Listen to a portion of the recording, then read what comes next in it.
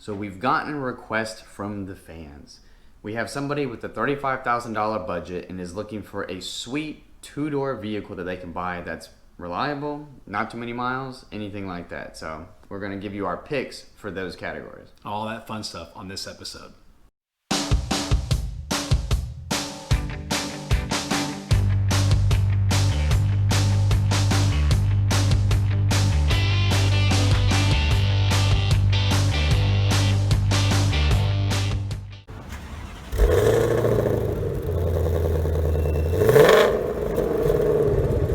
So like we said, the quick facts, we have $35,000. We're looking for a sweet two-door vehicle and something that they can drive every day. This could include anything that's either new or used. And so some of our suggestions, starting off, I'm already looking at like a mid around 2015 or 2016, even I've seen some 2018 used Dodge Challenger Scat Pack. Yes. Now with a 6.4 liter under the hood, naturally aspirated, so that's already an advantage, I think, over some cars because, man, that thing sounds mean as hell.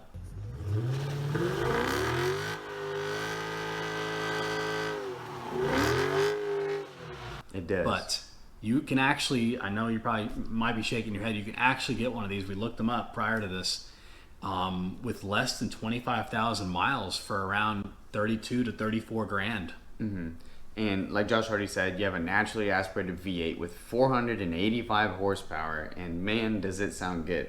This is the biggest V8 you can get in a Dodge Challenger. That's before you get the Hellcat, but that's a smaller engine but with a supercharger. So largest naturally aspirated V8 you can get from Dodge in their two-door muscle car. And if they're doing anything right with Dodge, it's their V8s. Yes. One of the few that's left that's still building big and bad V8s. So one thing we can support.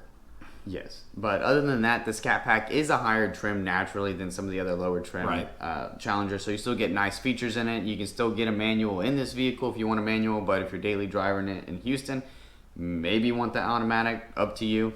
I will tell people it's not that bad driving a manual in Houston because I've done it before, but, of course, the automatic would be easier. And you even got, I think it's like you got like nice leather seats that have mixed with a little bit of suede inserts. I think it's also got with Dodge, they have a lot of nice luxury features in them. So you're going to have a pretty nice dash, nice infotainment to mess around with while you're hopefully not while you're driving. Yeah. But other than that, I think there's a lot of good things that come into that car. I think as well as the naturally aspirated V8, it's actually something they're good at. It should be decently reliable versus some turbocharged or even supercharged V8s that you see nowadays. Yes. But moving on from that one, of course, if you've watched plenty of our videos, you have to expect this from me. But the counter to Josh's is my pick is the Ford Mustang. Now, the Challenger has been approaching the Mustang in sales recently and has even beat out the Camaro, but Mustang still remains at the top of that depending on the month and the time of year. But much like the Scat Pack and even the Challenger, there's variations in the model. There's quite a bit of options. With the Mustang, you have the EcoBoost. You used to have the V6. If you're still looking for a used one, you can go back enough to get a V6 in the 2017 year. But of course, the 5-liter Coyote engine, which is my favorite V8 out of all these muscle cars, of course. But we have GT, you have GT Performance Pack 1, Performance Pack 2, all kinds of options in terms of performance and handling on the V8 level, but also can get it in a 6-speed manual or a 10-speed automatic, which is one of the fastest automatics out there for this segment. So again, you have plenty of options for a Mustang GT, or even if you want an EcoBoost. You can get a brand new EcoBoost for the high 20s or mid 20s. You can get a used one for less than that.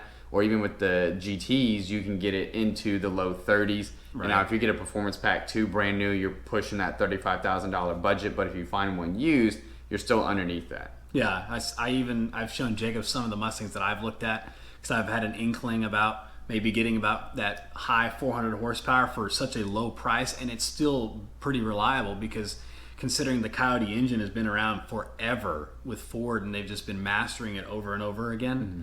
I think there's a lot of nice things that go with it, as well as some of the things that Jacob doesn't focus on as much as I do. You can get like air-conditioned seats and heated seats, a heated steering wheel.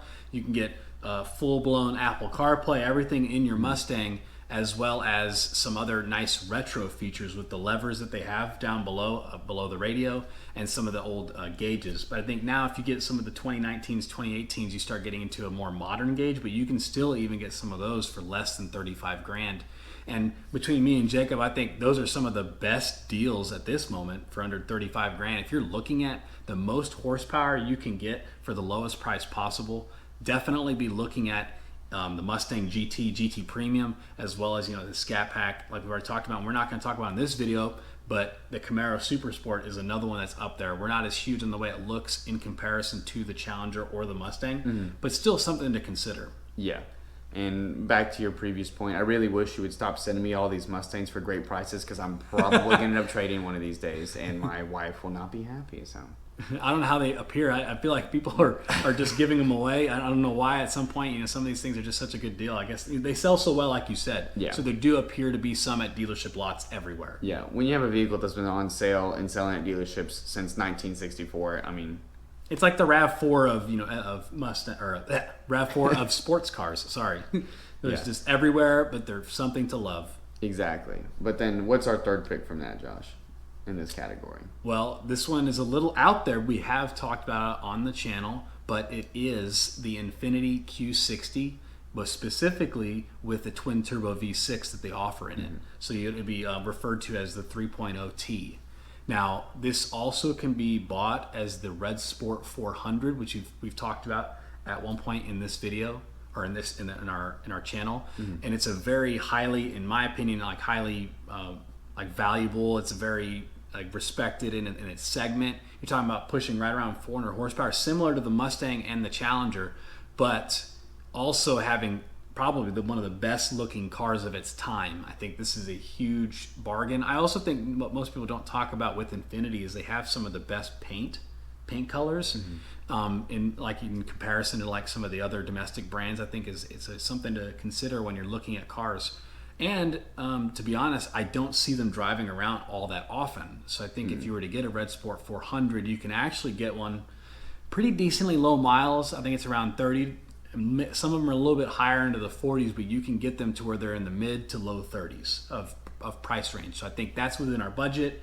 It's a great looking car. There's enough car review websites between Car and Driver and Edmunds and other really highly credible sites that do talk really well about the Q60 between its looks and its performance. Yeah, so besides being a very luxurious looking vehicle on the outside, it is going to have the best interior out of all the vehicles we're talking about in this video, because it is an Infiniti. It's a highline luxury brand. So if you're looking for more luxurious features on the inside compared to the Scat Pack and the Mustang we've already talked about, then this is the route you want to go. Right. Now, besides that, what is the last car you'd pick, Jacob? So we gave you two big bad American muscle cars. We gave you one luxurious vehicle, and now we're going to give you a smaller coupe if you want something smaller and more nimble, which would be the Subaru BRZ or the Toyota GT86. Both of them are pretty much the same car.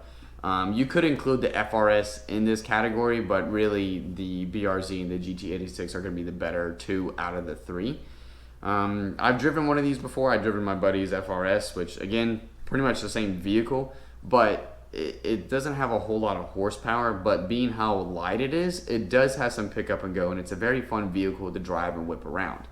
Now with the Subaru and the GT86, you're going to have a newer one, and if you get the newer one, it's going to be in the high 20s or the low 30s depending on the trim you get, but you can get one used with not very many miles. Now again, being a Subaru or a Toyota, it's going to go a lot longer than some of these other vehicles we talked about in this video. Right. So you got quite a bit of life still left in that vehicle. You can get a used one for mid-20s, or depending on how high mileage you can get them in the low 20s. Yeah. So it's a pretty good deal and pretty good buy for what it really is. There's plenty of aftermarket support for this vehicle, much like the Mustang we talked earlier and the Challenger.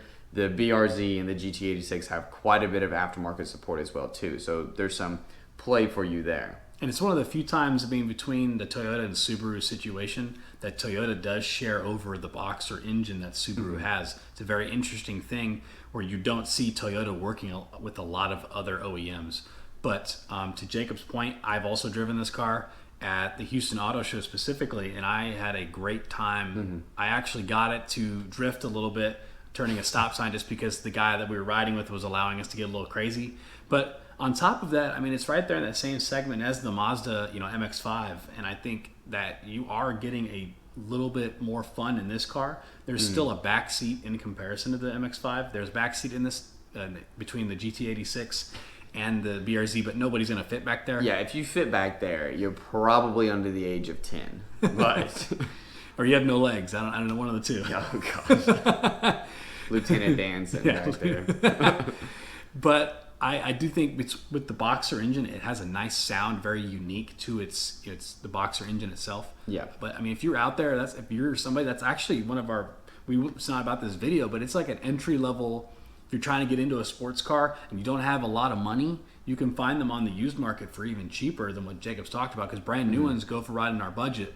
Yeah. But if you're somebody out there looking for something less than 20 grand, you can find a really nice one, even a Silent FRS, that are within your price range. I think that's a good place to start. But outside of that, I mean, all the cars we've talked about today are just awesome for their segment as well as the car market, because at the end of the day, we really support the fact that some of these OEMs are willing to make sports cars, fun cars, not just A and B cars, A to B cars. We want the OEMs to continue to be creative with what they're doing, and the only way we can do that is by going to these dealerships and supporting them.